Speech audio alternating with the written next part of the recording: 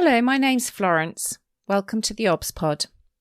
I'm an NHS obstetrician, hoping to share some thoughts and experiences about my working life.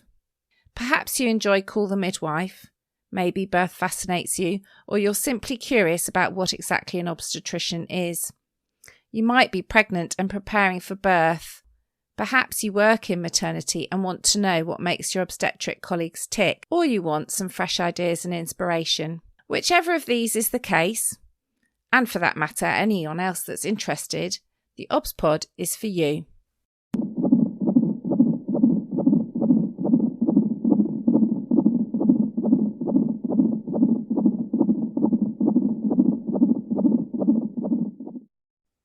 Episode 139. Building community relationships to tackle inequality. So today I'm welcoming Rosie Murphy, and actually Rosie, I'd really like to call you Positive Midwife, because every time I see you on Twitter, that's what you're called, and I think that is such a brilliant name, Positive Midwife. So Rosie, perhaps you could start by telling us a bit about yourself and why you're here. Yeah, absolutely. Thank you so much for having me on.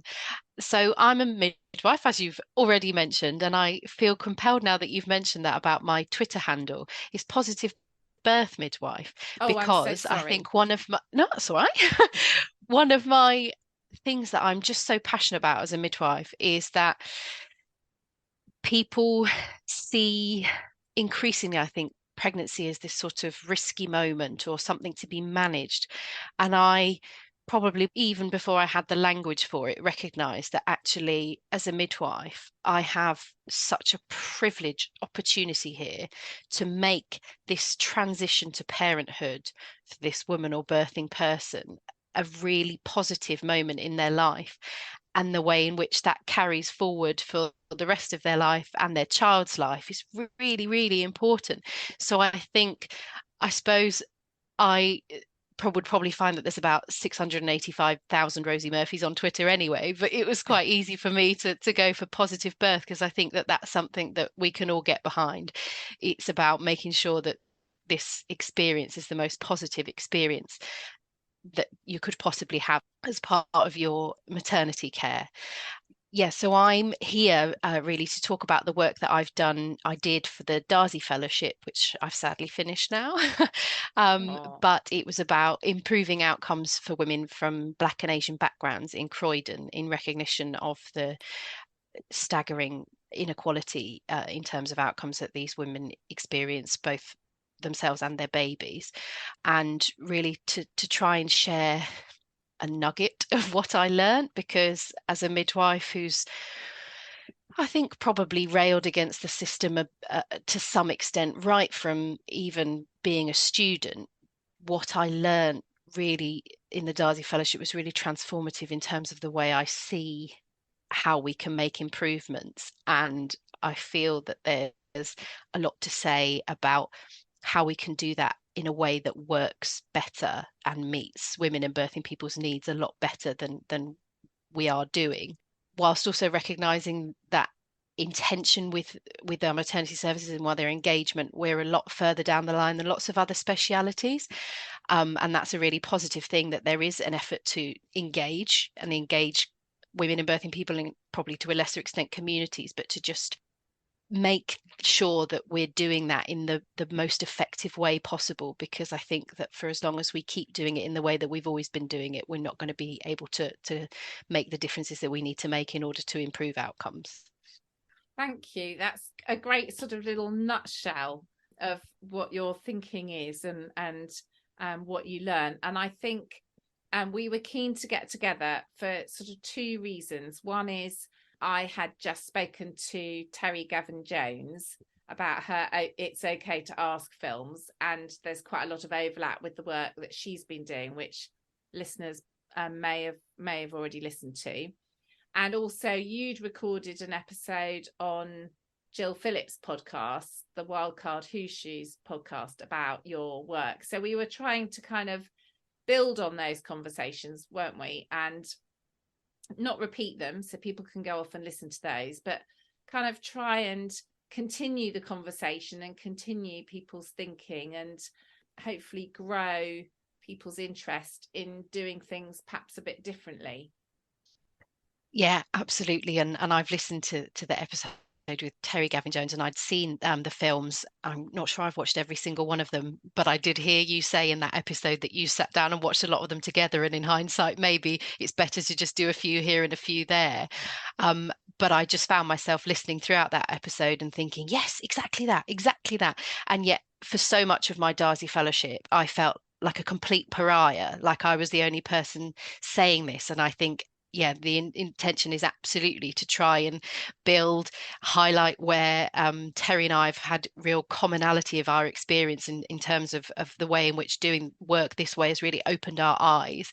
Because the more voices we've got saying this is a better way, the more likely I think it is that we're going to be able to get the system, the NHS, to recognise the value and the merit in taking this community focused approach. Because at the moment, I think the NHS gets stuck in a real sort of tick boxing, bean counting approach. And the idea that I was trying to sell, which is that we need to build enduring relationships with these sectors of our community. We're not going out to have an afternoon with them to ask them what they think about this specific thing or that specific thing. It's about making sure that we're continually supporting, hearing the voices of these communities in our maternity system at every sort of decision making level. And I also think that recognizing that, as I've already touched on, we've come quite a long way in maternity services. You know, when I think back to sort of the earliest maternity services liaison committees and how I understand now that actually the trust that I was at, Epsom and St Helier, to even have one of those from as long back as we did, I think 2011, there was, when I started there was definitely one there. And the way in which that's evolved and improved, and the way in which the power balance has shifted in terms of valuing the contributions of the MVPs has really come a long way. But I still think there's so much further to go to ensure that we aren't just falling into the trap of thinking, oh, but we asked the MVP, so tick, in terms of hearing patient voice. Because I think one of the things that I was acutely aware of when I was at Croydon is I think that lots of people hoped that what I'd do in order to sort of achieve that objective, and I've used air quotes there, is to diversify the participation of the MVP. Because for as long as we could get more representative sort of bums on seats, for want of a better phrase, that we could then be more confident that we've got the patient voice in the room.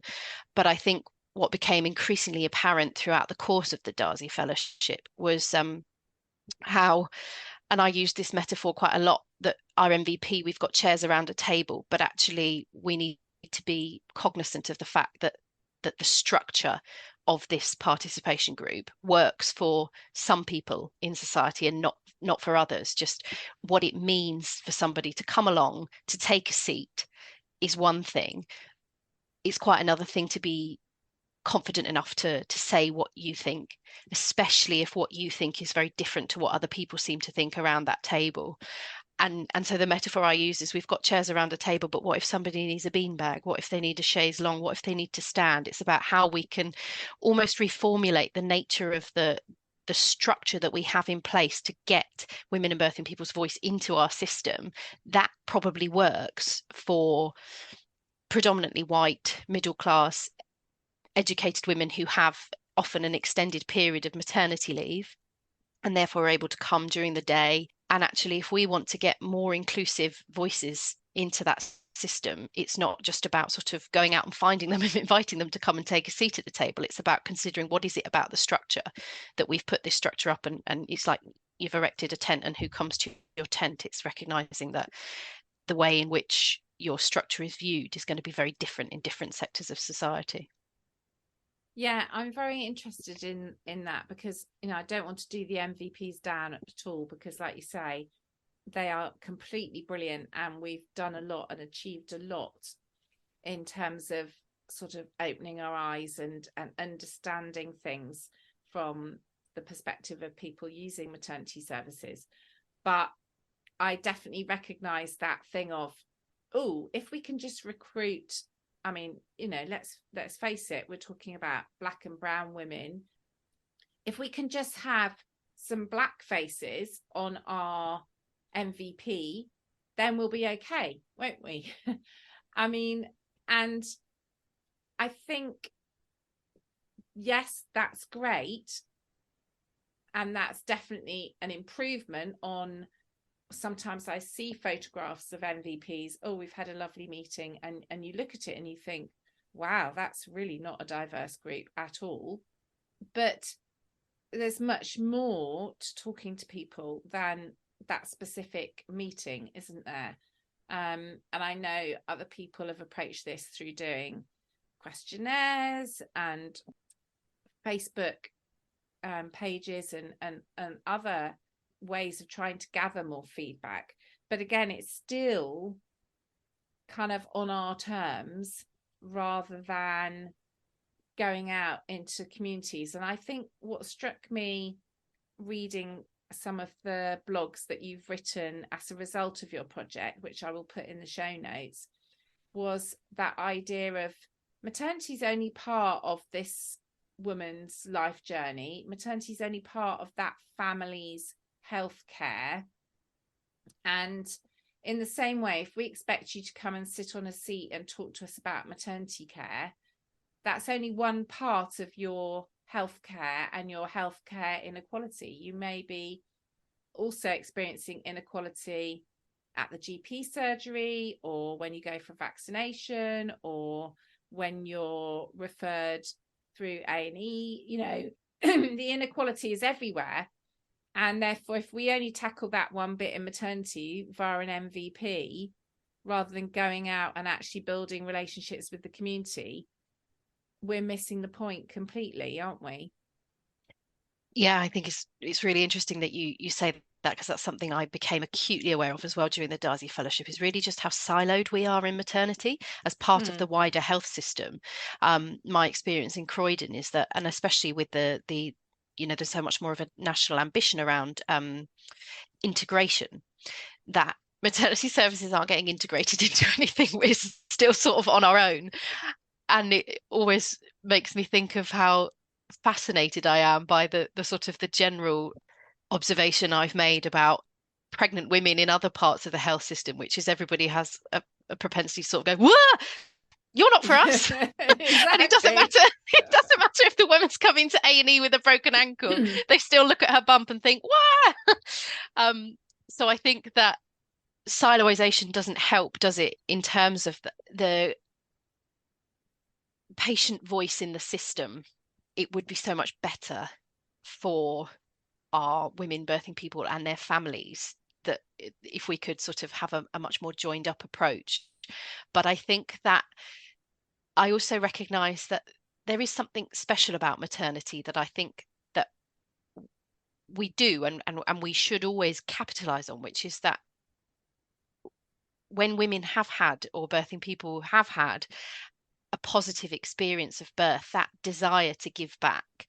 And I think that's something else that I'm always aware of with the MVPs. You tend to get people who've had a fantastic experience and people who've had less often of a not very good experience, because they have to be a very I really don't like this term, but I can't think of a better word to say it. They have to be a very empowered person to come and sort of hold their own experiences and want to use that as their energy for contributing to the MVP to stop that from happening to somebody else. And even though most people, when they complain, that's exactly what their motivation is, isn't it? It's that I just don't want somebody else to experience this same thing. I think that represents a small sector of society who've got that, I suppose, confidence really to sit in the room and say, this is what happened to me and this is how it made me feel, and I want to change this because I don't want other people to be made to feel like that. Lots of people in the same situation would want to, and this was identified in the Invisible report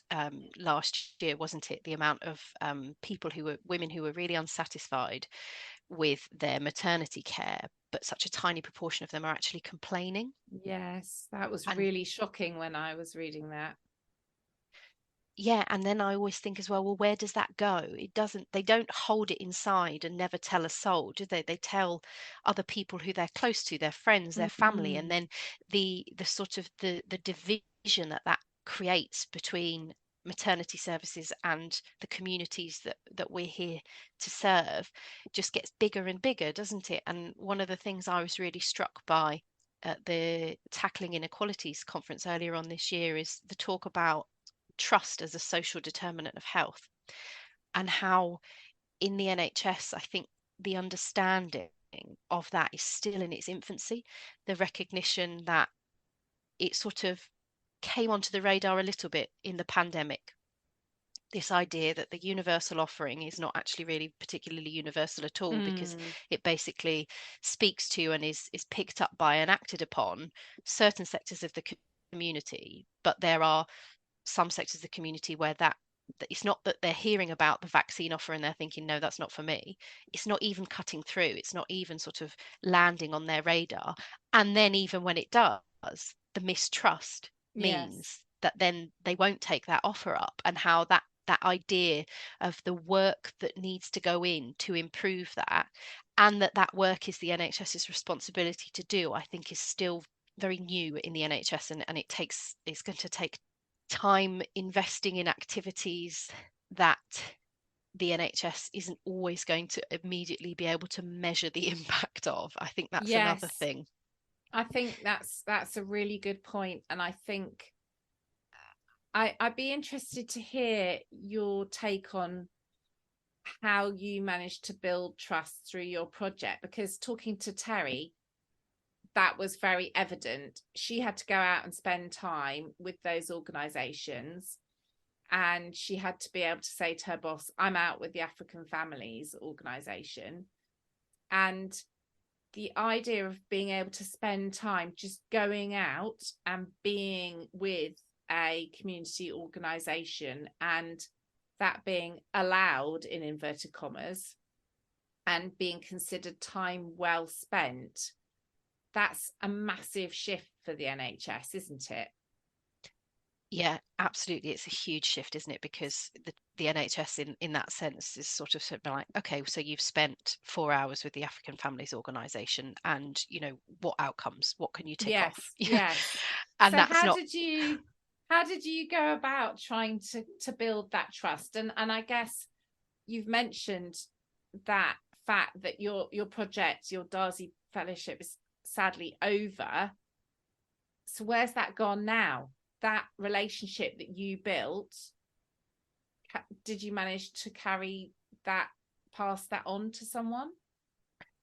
It's a fantastic question, and it speaks to a huge source of frustration through my Dazi. I think that on the one hand, if I start with the bit about going out and building the relationship, I think that's the joy of the Dazi Fellowship, is that it is slightly unorthodox. You're encouraged, certainly by the faculty, to be slightly unorthodox in your approach, because there's widespread recognition of, if we keep doing the same thing the same way, we're going to get the same Mm. results. So we need to think about something different. And I had to push back quite hard on the idea that the sort of the, in inverted commas, solution to this problem was something that we can do in maternity inside the four walls of the hospital.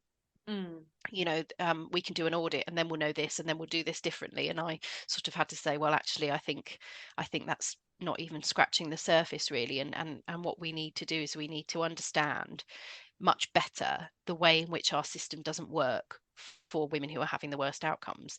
And we can't understand that because everybody has a worldview, everybody has a way in which they see the world, and actually you can't see a barrier that isn't a barrier to you. And therefore, Yes. what I think, as a midwife who, first of all, understands the system in and out because I've worked in it forever, I can't see what the system looks like to people outside the system. And it's so easy to forget how difficult maternity services are to navigate. But I think that that's a really good reminder of, we're not going to be able to solve this problem because we see maternity services through the prism of the staff who work in maternity services. And much as we try with the MVP, we don't always see, because even the MVP, once they've been involved in the MVP for a bit, they understand, they've been through the system once, usually, haven't they? That's why they're involved, or they've at least been through parts of the system. And so their understanding of the system and how to navigate it increases and improves the more contact time they have in MVP related activities. So even sometimes the way in which they sort of see the system is not the same as somebody who's trying to access maternity services or navigate maternity services for the first time. So I pushed back quite hard on that and thought the answers are in the community.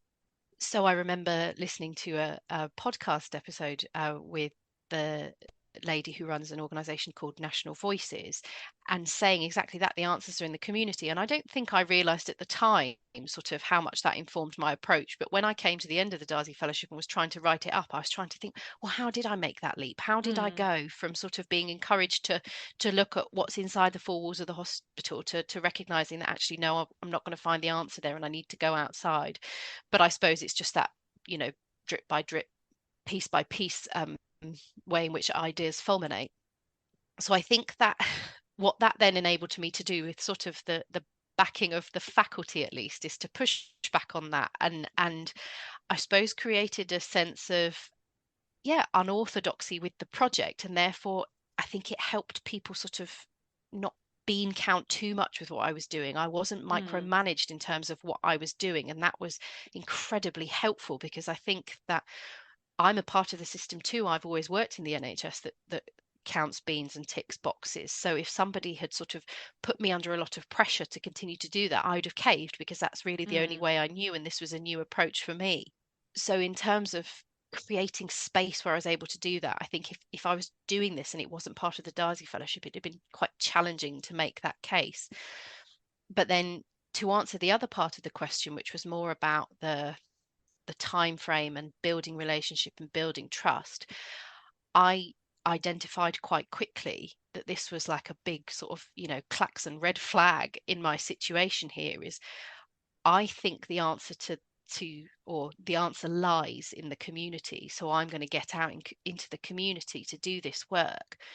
But I already realize that what I take out into the community is me, my passion, my personality, my interest in maternity services, my determination that we can do better. And I'm not saying that's not replicatable, but it's different for every different individual. And this is the challenging thing, is that you're building a relationship, and every time the personnel in that relationship change, that's a lot of work. So I can go and make a relationship with, and I was absolutely bowled over by the enthusiasm of the organizations that I approached to work with me. I worked with Asian Resource Centre in Croydon and Croydon BME Forum, and they both bit my arm off. They were both so keen to collaborate, and I just was so delighted with that, because I think that they represented this perfect segue into these communities that otherwise it would have taken me so much time to find and build the trust with the women and birthing people for them to share their stories. But using that sort of trusted middle person is such a helpful way to do it, because I think that that trusted middle person recognizes that the system's not working for their community, but they also bridge that gap of mistrust. So they see somebody like me come along who wants to do something differently, and they want to work with me in order to make change for the benefit of their communities. So they help provide that sort of stepping stone, which is enormously useful, but certainly I think quite new idea, really, certainly for the MVP. I think you see it a bit more with part of the LMNS, which is, for anybody who's not familiar, the local maternity and neonatal system, which is now part of the ICS, which is the integrated care system, that there is more understanding and more ambition, I think, around working with voluntary sector partners. But certainly that wasn't something that I'd seen used or done in the involvements that I'd had with the Maternity Voices partnership before that. But I was going out and I was doing that, and within minutes of me meeting and starting to build relationships with these organizations, people would say to me, Rosie, it's great that you're here and I can really see how passionate you are about this. But can I just ask what's going to happen when you leave? Mm, And very much this sense of we've been down this road before. You know, you've mm, come, you've extracted your information and you've gone away. And as far as I can see, nothing's really changed, or it's possibly even got worse. mm, And I spent a lot of time in my Dazi fellowship sort of waving my banner about this, about what's going to happen when I leave, and really tried quite hard to make the case for some sort of role or continued employment, and ultimately wasn't successful. And I think that's one of the things that can be so frustrating, is that we've always got such a short-term approach in the NHS. It's always to the end of the financial year. And I think perhaps if I was already employed by Croydon to do my Dazi fellowship and then I'd gone back to whatever role I was doing before, I still could have been there chipping away. But because yeah, I was only at Croydon for the duration of my Dazi fellowship, I then have moved on somewhere else. And so I'm not there to keep chipping away at yeah, that. And I think that it's disappointing for me, but it's really disappointing for the communities as well. And I think for as long as the NHS is going to continue to sort of view this work in that tick box approach of, we had this Dazi fellow and she came and she mm, did this and she said this and this is what we've got to do now, that the real solutions or the real movement that we can make in the system to improve outcomes for women who are currently having the worst outcomes is just going to be held up, because what we need is long-standing, enduring relationship with our communities, and you can't have somebody come and do that in a 12-month period no. and for it to have lasting impact. That's so you've just given me, I love talking to people because it gives me ideas. So that's just given me an idea, because I think sort of two things really. One is, when I've been involved in an MVP, people always say to me, "Oh, how do you get an obstetrician at an MVP? And that's really unusual. And how do you make them come?" And the answer is, certainly in my case, I put it in someone's job plan, and now it's in my job plan.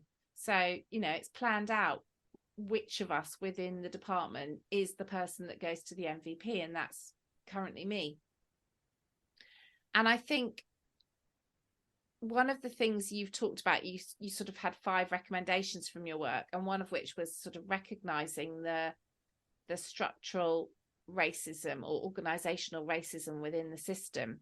And I think maybe rather than having a specific role that needs to be doing this work, maybe this needs to be incorporated into job descriptions, so that you've got a nominated consultant and a nominated, midwifery matron for whom this is part of their job plan and their responsibility as part of their job description, rather than setting up a new role. Because why isn't this an expected part of the role? And the other thing that I was interested about you talking about was with all the acronyms, because for me, I'm already struggling with, why is it suddenly now an ICS? I had just got used to whatever it was before, and before that it was the PCT, and before that it was the health authority. And can you just stop changing the name, because it's all the same thing? But my hospital is currently integrating, like you said, we're secondary care and we're integrating with a community trust. But as you said, the integration is all nothing to do with maternity whatsoever. But actually, if within that we've got community relationships from the community trust that we're integrating with, why on earth aren't we using that integration to integrate maternity as well? It's bizarre. Why are we? I get very frustrated that everything is very focused on frail elderly. And don't get me wrong, of course, that's very, very important. And that's a large chunk of population that use services, and it's much better and more beneficial if we can keep them out of hospital, at home, with community support. But actually, the same could be said of women going through the maternity journey, a large chunk of their care could be out in the community or is with the community midwives and home birth. So why is it that that isn't part of the integration agenda at all? And it's because it's not in the plans, is it? You know, everything is determined by the NHS long-term plan. And my heart sank over Easter because I saw on social media that there's the latest 3-year maternity plan. And I just thought, we don't need another blinking plan. We know what we need to do. We know what we've needed to do since better births, and, you know, arguably you could say well before that, changing childbirth. We don't need another 3-year plan. We just need the resources and the time and the staff and the energy to do the plan. Yeah, to implement the plans that we've already got. Absolutely. Yeah. So why isn't it that this community engagement is part of everybody's plan, and then it might actually happen? Yeah, and one of the things I'm thinking about as you're saying this, that's very relevant to my current role, because I'm now the health inequalities lead at a community trust in London. Oh, brilliant. And one of the things that I'm so conscious of as a midwife is we've now got the core 20+5, which is the NHS England national ambition around tackling inequalities. And there's an adults and there's a children. And I suppose we're quite lucky in maternity in the sense that we're one of the +5. So one of the +5, for any listeners who aren't already familiar, is about continuity of carer from women from minoritised ethnic backgrounds. And I think the specific ambition is 75% of women from minoritised ethnic backgrounds in continuity of carer teams by, now it might even be 2023. I can't remember, but that was Yeah. obviously set before Ockenden. So I think it's not overly pessimistic to suggest that we're probably not going to meet that target. But then in my role as well, I also look at the children and young people's version of core 20+5. And as a midwife, recognise what a absolutely fantastic and perpetually overlooked opportunity we have to deliver public health interventions during the course of maternity care to manage chronic, or for prevention of chronic diseases, both in the birthing person, their family, and their child, because we already know so much about how gestational diabetes and the association that has with obesity for the parent and for the baby, that we could do so much more whilst our families are still, even if they're living with significant obesity, they're still, for the main part, yet to feel the impact of that. So they might develop gestational diabetes during the course of the pregnancy, but prior to pregnancy and soon after pregnancy, they won't have diagnosable diabetes. And yet we miss an opportunity there for that sort of lifelong health intervention, in the way that we also don't do parent craft as well as we used to, and what an impact that has on the parent infant bonding, or can have on parent infant bonding, and what a huge impact the quality of the mother baby relationship can have on the impact of that child's life forever, and that we're not really doing enough there. And I agree with you, and it's not to say that I'm anti frailty, because you can see why that's a really big priority in the NHS. But again, it feels short-sighted, because if we had proper preventative healthcare in place like they do in, other places, like, for example, the Netherlands are much further ahead with prevention than we are, the sort of the burden to the health service and the quality of life that people would be living would be so different. And yet, for as long as we've got a maternity ambition around the one of the +5s in the adult framework, and then there's other things like in the children's one, but actually the marrying up of those two that basically takes place during the course of pregnancy. And yet, because of the way our health service is structured in sort of adults and children's, that we create this artificial boundary that means that we're probably not doing as much prevention as we could do. And when I first spoke to somebody about thinking about applying for the job that I'm now doing, they said their ambition as a community trust is that they provide cradle to the grave healthcare. And I said, well, that's not good enough, because we need to be thinking about this child's health for its whole life before it's even made it into the cradle. Yeah, yeah. But that message has got some traction in maternity, although Yes. we could do a lot better with preconceptual care than we're doing. But Yes. again, I feel that slips through the cracks of, is it maternity's responsibility? Is Yeah. it the GP's responsibility?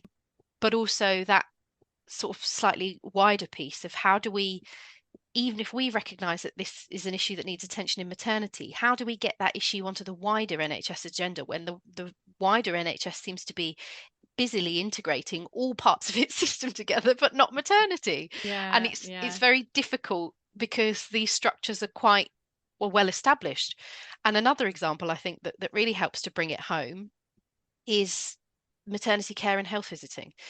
That, as somebody who's had the absolute privilege of doing a lot of continuity of care, a lot of case loading models, you embrace that family in a warm hug for 9 months of their life. you Mm. you as much as you can manage their every expectation and feeling about having this baby. Then the baby comes, and then 10 days later we throw them off a metaphorical cliff to Yes. their health visitor. And that's, health visitors are wonderful and they work extremely hard, but they're almost on the back foot then, because lots of people don't understand what the difference is between a midwife and a health visitor. But Mm. also that we've got the joy, and we understand, again, through all our policy, that if we could just have a chance to fully implement it without having another, set of plans or priorities, we understand the value of relationship, particularly in maternity care, although not exclusively. It's really important for GPs as Mm. well, isn't it? But we don't have the structures in place in our health system that support that. And Yes. again, it almost goes back to what we've said already about the tick box and the bean counting approach, is that we don't even have the mechanisms in place to really be able to fully measure and value the impact of relationship, Yes. because we're stuck in this structure of bean counting, tick boxing, end of this financial year, perhaps a Yes. 5-year plan if you're Yeah. lucky. Yeah. Actually, that's quite interesting, because that links. I did a recent episode with Lindsay Hookway about infant feeding, and she was saying, "Oh yeah, we the major audits and counting of that has been scrapped, so we were just not interested." And yet, that's a massive sort of health impact for the life of that child and that mother.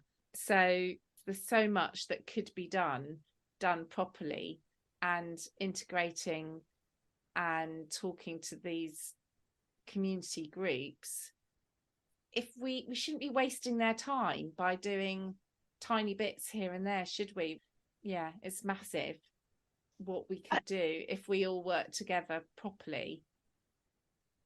Yeah, and I think there are some signs that it's going in that direction, because one of Mm. the pieces of feedback I got a lot, which I do accept, when I made the case for this needing sort of a permanent position, is there's a national crisis in terms of there not being enough midwives. Do you really Yeah, need a midwife to do this job? yeah. And I think at the time I said, I'm not really sure, to be honest. I don't know. I'm a Mm. midwife. I can only really see this from the Mm. perspective of a midwife.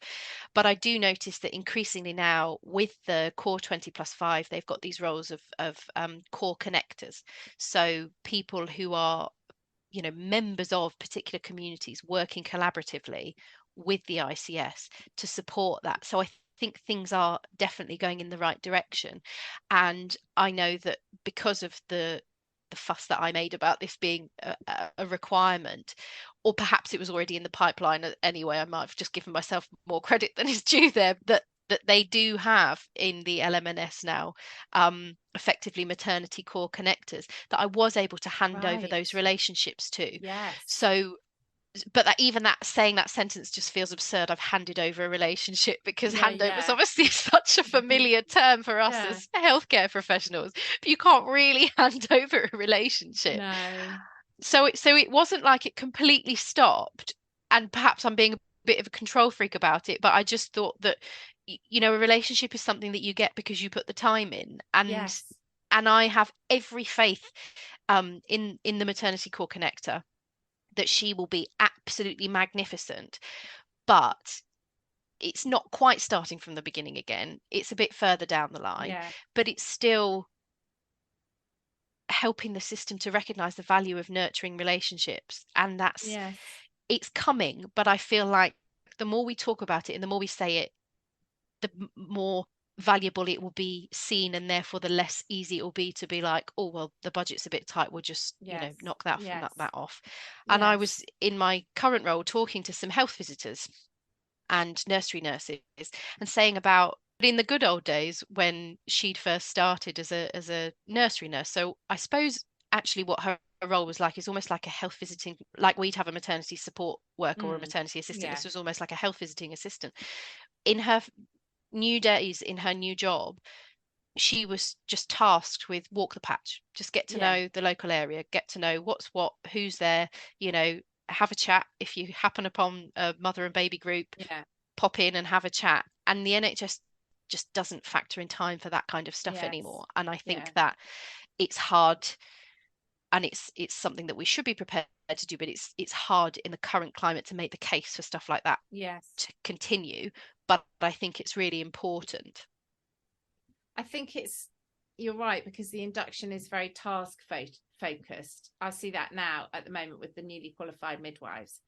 Can you give an epidural top up? Can you suture? It's very task fixated rather than, well, what did that family think of the care you gave them, and what feedback did they give you?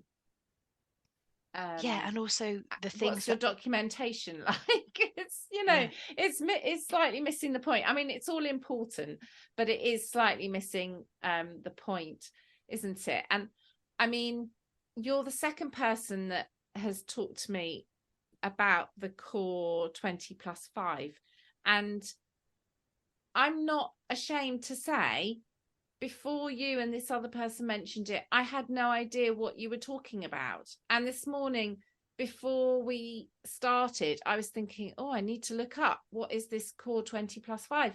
Well, if I don't know, yeah, and most of the people working in maternity don't know, then how are we ever going to know that there's a core connector, and that there are these ways of reaching out to voluntary organizations, and that actually there is this agenda? Because we're so busy almost firefighting, just trying to do the job, that important things like this, I don't even know about them.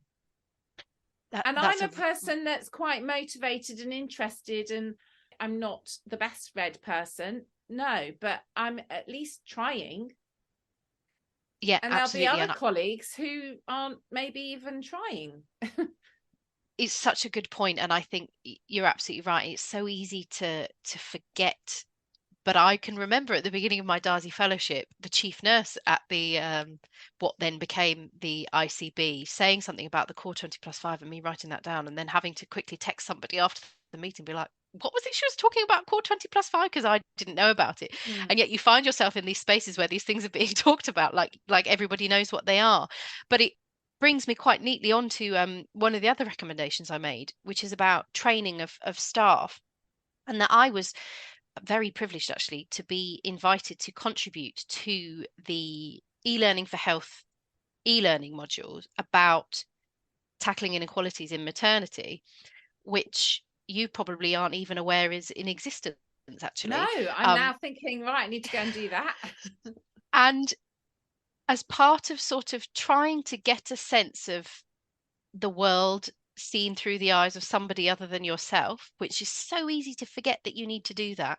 And I think, that concept fundamentally underpins so much of what we're speaking to, is remember that you see the world the way that you see the world, and other people have seen and experienced the world differently. But I just did a quick sort of poll with a load of community midwifery colleagues and said, just out of interest, does anybody know who Michael Marmot is, or anything about the Marmot report? And this is, well, I mean, there must be at least 100 years of midwifery experience collectively between this group. And Michael Marmot was sort of my bread and butter, subject matter really when I was doing the Dazi fellowship. and not a single one of them have heard of it. And that's not a criticism of them, because again, they're enthusiastic, they're engaged, they keep their finger on the pulse as much as they can. But in the context of, like you say, firefighting, and it's been firefighting, I would say, for about 2 years now, and also that you don't know what you don't know. And yet the NHS has this sense of thinking that because people at the LMNS know what core 20 plus 5 is, that therefore everybody else does. And actually, it could take me on to a whole much wider conversation about effective dissemination of information. But it's about helping to make sure that this work is not just done, but is actually talked about.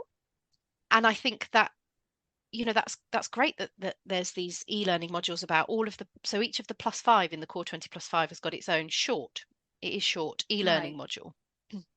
And we can link to that in the notes as Yeah. well, can't we? I think that'd be But if good. people don't know it's there, they can't do it. And I think there's got to be recognition of the fact that in the sort of the climate of maternity care at the moment, it is extremely difficult.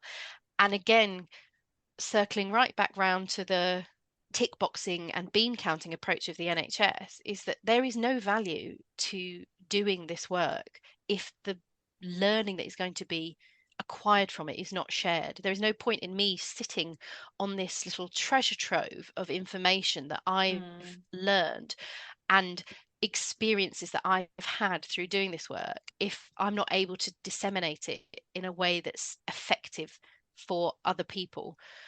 And that's why it's such a pleasure to be here. But that's also why I went for blogs, because I knew if I wrote a 10,000 word report, it would just get shelved and people wouldn't read it, and it Yes. wouldn't be meaningful. But I think that that's something that we perhaps haven't quite got the balance right, that there is investment in, doing this and doing that. And I think Terry said about it with the videos as well, that, that's obviously a huge piece of work and absolutely fantastic, but almost an equal amount of work has got to be put behind disseminating those videos, Yes. making sure that Yes. every midwife everywhere, and obstetrician, and or anyone else, because they're not really specific to maternity, are they? I mean, there's Yeah. bits, but they're still so translatable that it's on everybody's radar, because Yes. otherwise you'll find another system somewhere else in another part of England has had a very similar idea. And Yes. that's something that we could definitely do a lot better if we weren't sort of preoccupied with what measurable impact that has had in our LMNS. Yes. Can we measure the impact of these videos in our LMNS? Well, I'm not sure that we can, because we didn't make them. So maybe we need to make our own. And you just sort Yeah. of think, well, no, let's not. No. We're not reinventing the wheel. Yeah.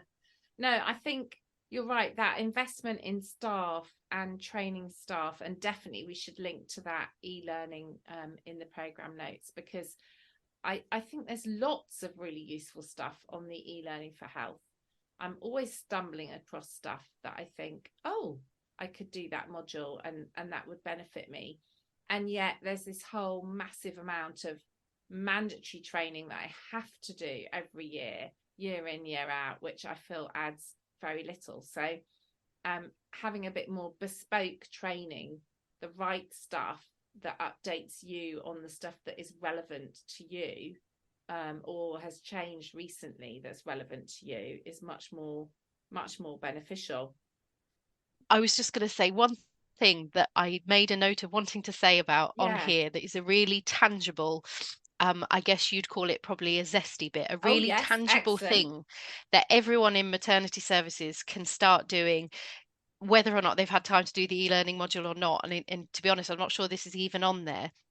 But one of the things that I was so aware of is that, again, in this system of tick boxes and bean counting, that where there's huge variation in how good we are at capturing and recording ethnicity, that if we could do that a lot better, we'd be able to have a better sense of the impact of any changes we make. Because that was a huge problem in terms of measuring the impact of anything I did, is that we didn't have particularly reliable data about the ethnicity of our service users in the first place. So Mm. it was going to be really difficult to measure the impact of anything anyway. So that's one of the recommendations I've made. And I recognise that in Croydon, that was a manifestation of the particular clinical system that they were using. And I also appreciate that there is variation in terms of what system you've got and how easy it is to do that. but we can always, we can always write it down. We can always record it manually. So it's to just make the case for really improving data collection around ethnicity. And as a midwife who's done thousands and thousands of booking in appointments, I just was so aware that something that we already do, that's already effectively mandatory, you have to have the conversation. If the couple opt out, that's fine, but you have to have the conversation, is about hemoglobinopathy screening. So screening for sickle cell anemia and thalassemia. And in order to do that effectively, we have to do a family origin questionnaire. And I think there's a propensity to sort of pass the piece of paper over to the couple and get them to both tick their family origins. But actually, we can use that as a conversation starter to improve our recording about ethnicity, because even though family origins and ethnicity aren't always exactly the same, it's a segue, it's the conversation starter, because I'm so aware that this is a widespread problem across health. It's not just maternity, that sometimes people are quite awkward about talking about ethnicity. Sometimes women are uncomfortable about disclosing because they think that it's going to segue into a conversation about recourse to public funds, about asylum status, all those sorts of things. But actually, if we could just use that thing that we already do to start a conversation, I think it would lend itself to much better data capture. And it's basically something we already do. So I don't think it's asking too much to just improve the way in which we do it, to go from anybody who just sort of goes, just fill in this piece of paper, to just, because you already have to talk through why you're asking them to fill in the piece of paper. So having that sort of curiosity, and help our women and birthing people and their partners to understand why we're asking this information and why it's important. Because if we had better recording, it would help us to monitor the impact of any changes we've brought in. But also, I think it's really important for our families who are using maternity services that they understand why we're making a big song and dance about this, because otherwise I think there's often a healthy dose of skepticism about why this is important, but it's so important. So that was something that I just wanted to make sure that I said, and it's one of the recommendations in the blog. I think that's a perfect zesty bit, and I think it does remind me very much of what Terry said to me as well about it. Back to the it's okay to ask. We need to stop being frightened or apprehensive about talking to families about their ethnicity or cultural background. And you're right, that's the perfect opportunity.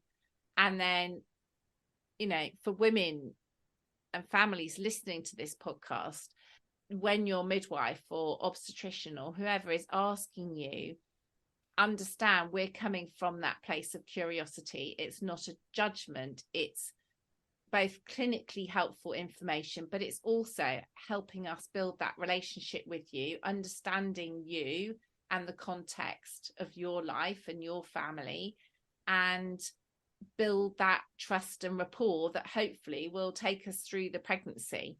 And particularly if you are fortunate enough to have continuity of care with that midwife, that's part of her starting to get to know you. And as an obstetrician, I was overjoyed yesterday. Someone came to see me and she said, I'm really sorry, you won't remember me, but I saw you 3 years ago. You were great. So I particularly asked to come back and see you. And I said to her, not a bit. I am delighted to see somebody back, because it's really nice to continue that relationship. And actually, I don't remember all the details, but I did look at your face and think you look familiar. So that gives me back something, because I can pick up that relationship. And so having these conversations that we're perhaps a bit apprehensive about on both sides, both the families answering the question and us asking the question, helps us break down some of those barriers and build that trust and build relationships, so that we can then get the best out of that relationship, both giving care and receiving care, to hopefully get the best possible outcome. Yeah, absolutely. And it's that curiosity, isn't it? And I think part of the problem is it's not very British, is it? It's not very British to sort of be curious. And yet when you look at children, that's how they learn about the world. It's through their curiosity. And we've had it sort of hammered out of us, and we just need to pick it back up again. And it would make such a difference. And it makes me think of the episode you did with is it City of Sanctuary? Is that what Oh it's called, with yes, Juan? one, she And was amazing, and the she conversations was about absolutely food. amazing. Yeah, Exactly. And that tiny bit of prep, and to just be able to have that conversation, and it just makes such a difference, doesn't it, in terms of the trust that is then growing in that relationship. And I yeah, think that, again, it's hard to measure, but it's so valuable, that trust, and those little moments like that where you just think, oh, okay, I don't know much about that. Could you tell me a bit more about it? And it feels like such a kind of a yeah, moment as a clinician and as an adult who's always been taught not to be nosy, but actually that curiosity, and that's how you build relationship. And the value of that in maternity care is enormous. yes, completely. I think that might be the perfect place to leave it, actually. Yeah, Um, absolutely.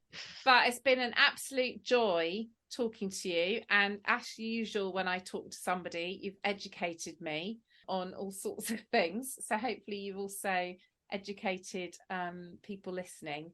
And it's just been lovely. So thank you very much for giving up your time. Oh, thank you so much for having me. And it's just so wonderful to be able to have the opportunity to talk in what I hope is quite an accessible format about the work I've done. Because, as we said, otherwise you sort of think there's no point in me having all this information and other people not knowing about it. But I know you've got huge amounts of listeners, and lots of people I know listen. So if I even have educated a handful of people from this, then it's just been so worthwhile, and it's been really enjoyable. So thank you so much for having me. I very much hope you found this episode of the theobspod interesting. If you have, it'd be fantastic if you could subscribe, rate, and review on whatever platform you find your podcasts, as well as recommending the theobspod to anyone you think might find it interesting. There's also tons of episodes to explore in my back catalogue, from clinical topics, my career and journey as an obstetrician, and life in the NHS more generally. I'd like to assure women I care for that I take confidentiality very seriously and take great care not to use any patient identifiable information unless I have expressly asked the permission of the person involved, on that rare occasion when it's been absolutely necessary. If you found this episode interesting and want to explore the subject a little more deeply, don't forget to take a look at the programme notes where I've attached some links. If you want to get in touch to suggest topics for future episodes, you can find me at theobspod on Twitter and Instagram, and you can email me theobspod@gmail.com. Thank you for listening.